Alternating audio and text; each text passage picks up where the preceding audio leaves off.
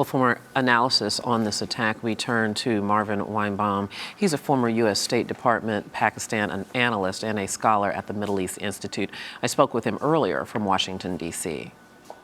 Marvin, welcome to Arise America. Thank you so much for being here with us.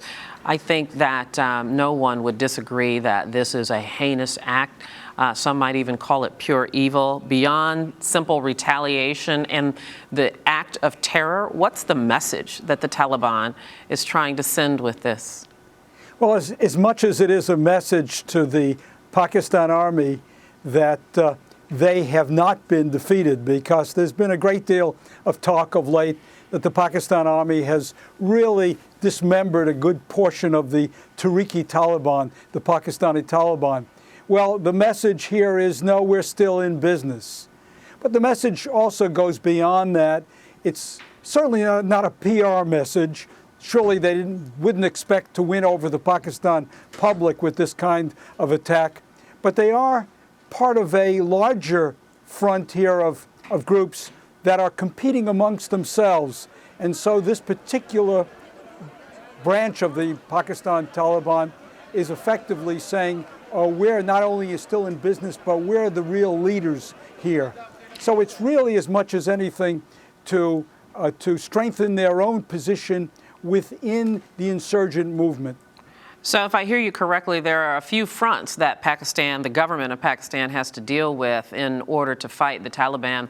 Prime Minister Nawaz Sharif has vowed to retaliate against this attack. He said that the fight will continue. No one should have any doubt about that.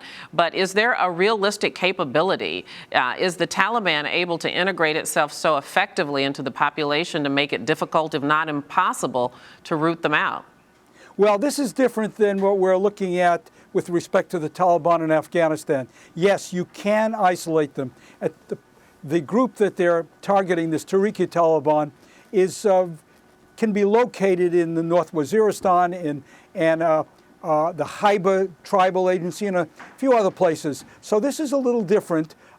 They're able, however, though, to go over into Afghanistan to find safe haven. So this is what makes it difficult. The question, to my mind, is, can this be viewed by the civilians, and particularly the military, as something which they have to address on a broader scale? And that is, rather than simply looking at retaliation against what this Tehrik-e Taliban has done, will they face up to the fact that the real problem is extremism in the country, and that they're going to have to eventually take on all the extremist groups? I wonder how one would do that, though.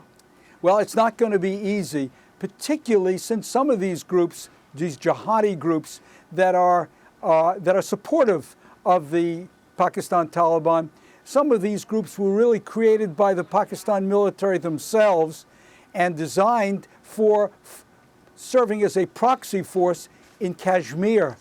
Well, relations with India have been souring of late, and they're going to be loath to simply destroy those groups that they may feel that they're going to need going forward in their adversarial relationship with India. You know, just a few months ago, there was an effort between the Pakistan government and the Tehrik-e Taliban, the TTP, a stab at diplomacy and peace talks. And of course, that's fallen apart spectacularly. Are we past diplomacy here? Does it require force, or is there a role for diplomacy? No, I think we are past that. What was happening is that the military was ready to go in an aggressive way in the tribal area. But the civilians were, up until a number of months ago, were arguing that maybe we can strike a deal with them. And this was holding the military back. When they finally made their move this summer in the area, effectively they had announced that time had run out. Now, there were still people, particularly the Imran Khan group, a political group trying to wrest power from the government, who still clung to the idea that you could talk to them. But certainly this event, together with the fact that the government itself has become so reliant on the military just to stay in power now, means that the military has a free hand. And if it wants to crack down, it can do so.